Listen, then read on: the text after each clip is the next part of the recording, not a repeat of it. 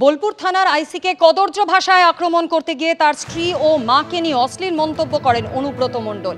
সেই ঘটনার প্রতিবাদে আমরা দেখেছিলাম গত 9 জুন বোলপুরে নারী সম্মান যাত্রা করেছিলেন বিরোধী দলনেতা শুভেন্দু অধিকারী। বোলপুরের পর এবার সিউড়িতে গতকাল সেই একই কর্মসূচি তিনি গ্রহণ করেন, যার বিরুদ্ধে সুর চড়িয়েছে শাসক দল।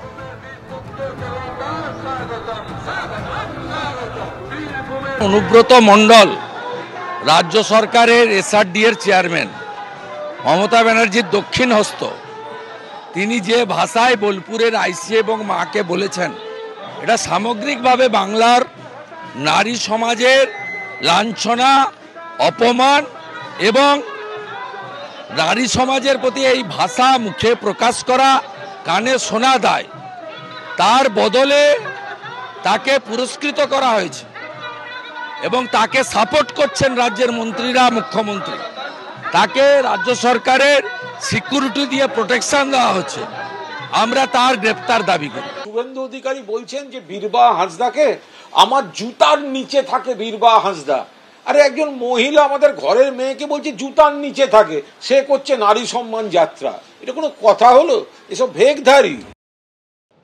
চোখ রাখবো পরের খবরে। ফোনে কুকথা কাণ্ডে অনুব্রত মণ্ডল তদন্তে সহযোগিতা করছেন, তাই তাকে হেফাজতে নিয়ে জিজ্ঞাসাবাদ করার কোনো প্রয়োজন হয়নি। জাতীয় মহিলা কমিশনের দেওয়া দ্বিতীয় অ্যাকশন টেকেন রিপোর্টের উত্তরে এমনটাই জানানো হলো পুলিশের তরফ থেকে, যদিও সেই জবাবে সন্তুষ্ট নয় কমিশন। পরশু ডেপুটেশন ওকে অফিস থেকে ঘর থেকে বার করার দায়িত্ব আমার। বোলপুর থানার আইসিকে কদর্য আক্রমণ করার পরেও অনুব্রত মণ্ডলের বিরুদ্ধে কোনো কড়া পদক্ষেপ করেনি তৃণমূল। প্রথমে দলের নির্দেশে দায়সারাভাবে ক্ষমা চেয়েছেন, তারপর কলকাতার বৈঠকে তাকে লাস্ট ওয়ার্নিং দিয়েই রেহাই দিয়েছে দল। এবার কুকথা কাণ্ডে জাতীয় মহিলা কমিশনকে পাঠানো দ্বিতীয় অ্যাকশন টেকেন রিপোর্টে সেই অনুব্রত মণ্ডলকে সার্টিফিকেট দিল বীরভূম পুলিশ।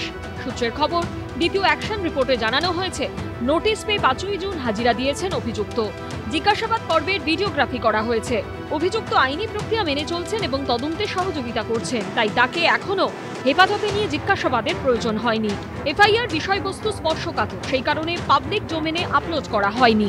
চিকিৎসা সংক্রান্ত রিপোর্ট মামলার কেস ডকেট তা আদালতে পেশ করা হবে, যদিও এই রিপোর্টে সন্তুষ্ট নয় কমিশন।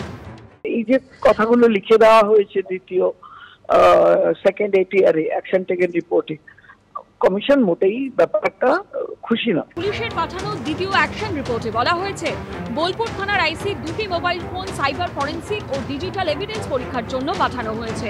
সেই রিপোর্ট পেলে অভিযুক্তের মোবাইল ফোন নেবার বিষয়টি বিবেচনা করা হবে।